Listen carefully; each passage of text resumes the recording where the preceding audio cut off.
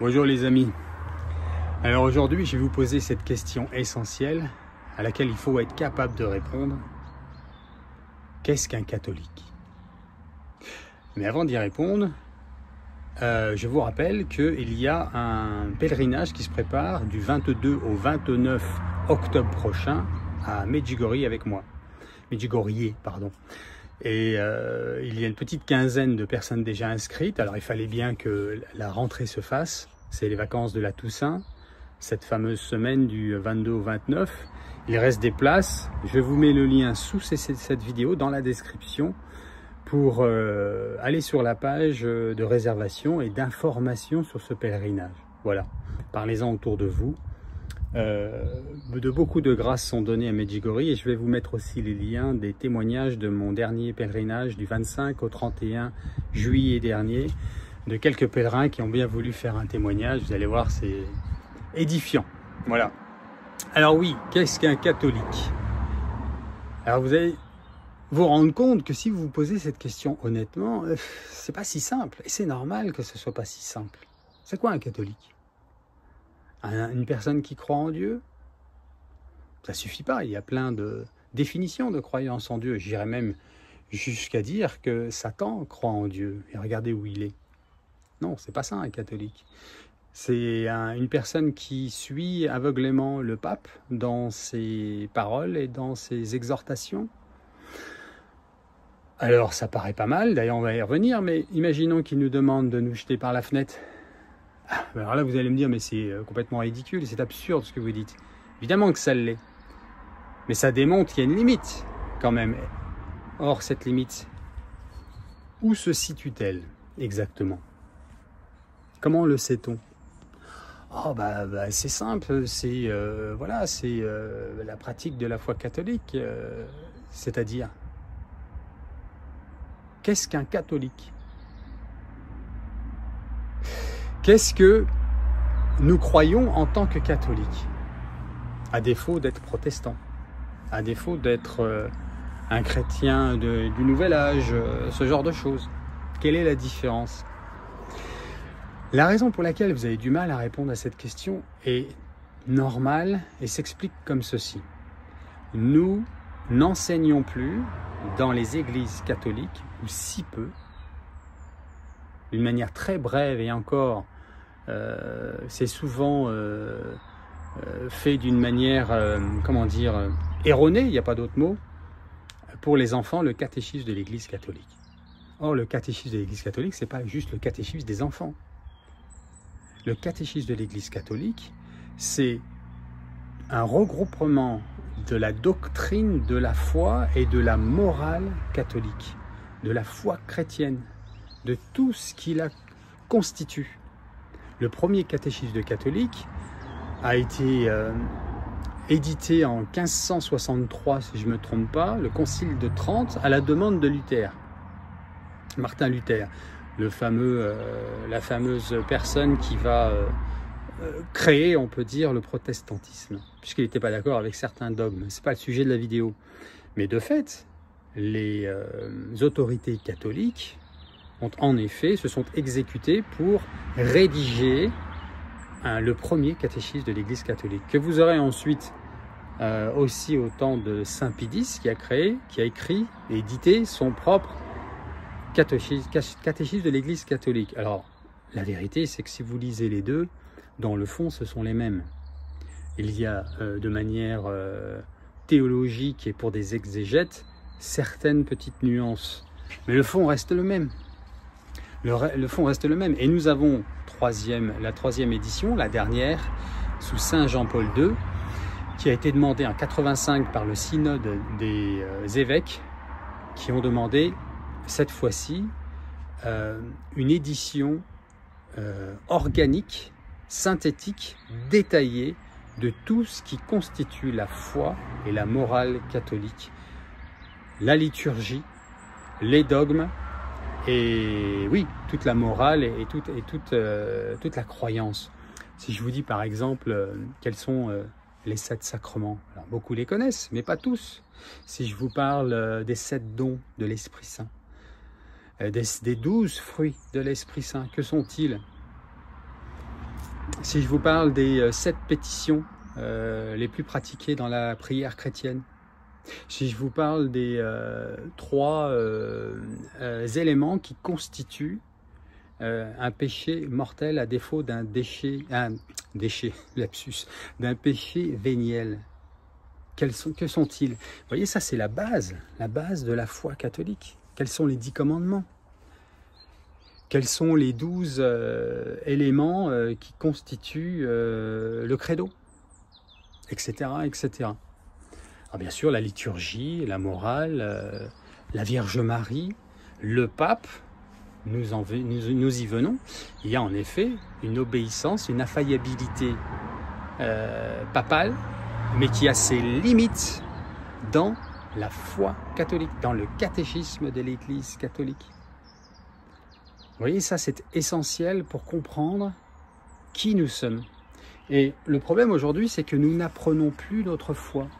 La plupart d'entre nous, moi j'ai découvert ça en venant à la foi catholique, principalement entre 2003 et 2006, je me suis rendu compte en étudiant le catéchisme de l'Église catholique que la plupart des chrétiens, les catholiques, ne connaissaient pas leur foi. Qu'ils ne savent pas ce que la foi catholique constitue exactement. Une espèce d'amalgame entre les protestants, les chrétiens évangélistes, les catholiques, les orthodoxes, les anglicans, etc., etc., les méthodistes, les pentecôtistes, etc. Et en fait, il faut apprendre à connaître sa foi, d'abord parce qu'elle est merveilleuse et qu'elle est vraie. Elle est vraie parce que la foi catholique, c'est celle, et l'unique, seule, qui est transmise de Jésus à ses apôtres. Rappelons-nous que Jésus transmet la foi catholique de manière incarnée premièrement, mais aussi par des gestes et des actes posés et des paroles. Souvenez-vous que lors de l'ascension du Seigneur dans le ciel, il envoie les 12 apôtres prêcher l'évangile et inviter à la conversion et au baptême. Mais vous remarquerez qu'il ne distribue pas des petits évangiles de poche pour ce faire. Il n'y a rien d'écrit.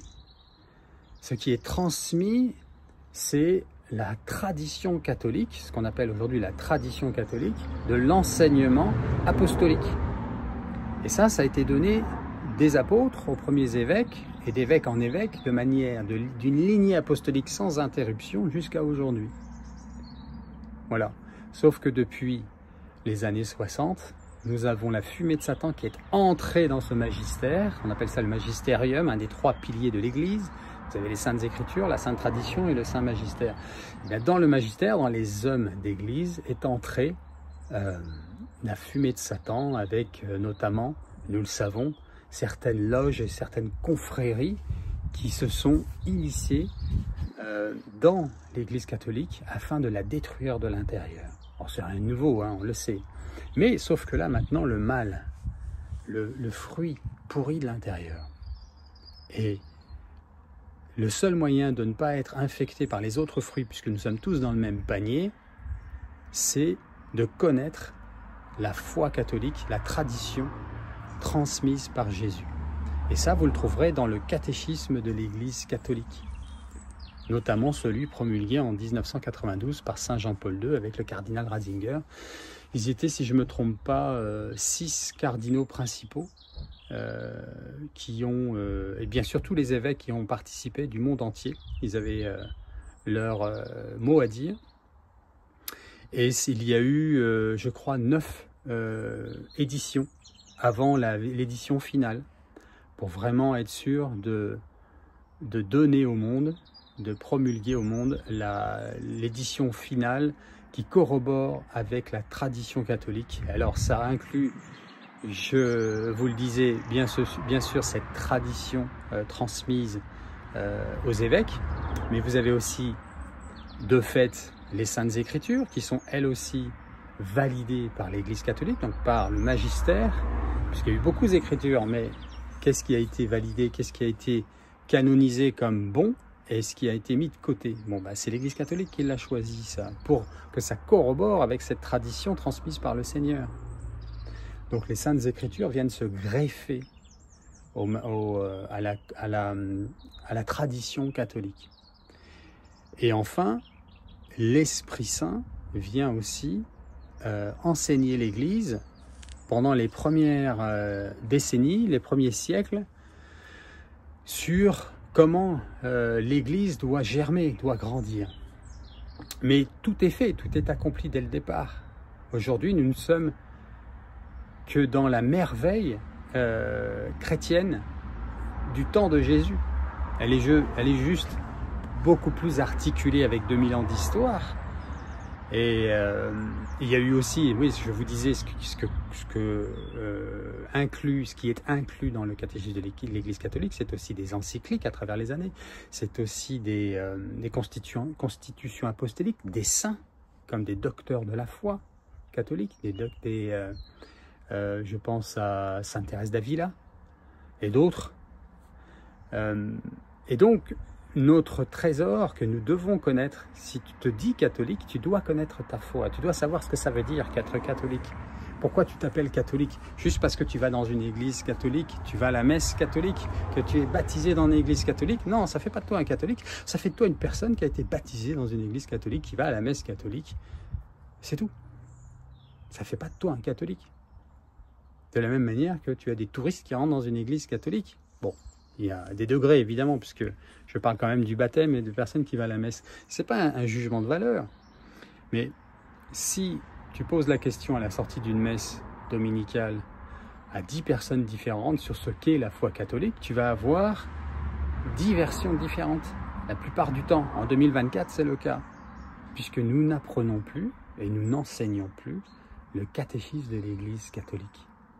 Le mal étant rentré dans l'Église, a pourri la pomme, qu'est le magistère actuel et qui ne veut surtout plus qu'on en parle du catéchisme de l'Église catholique.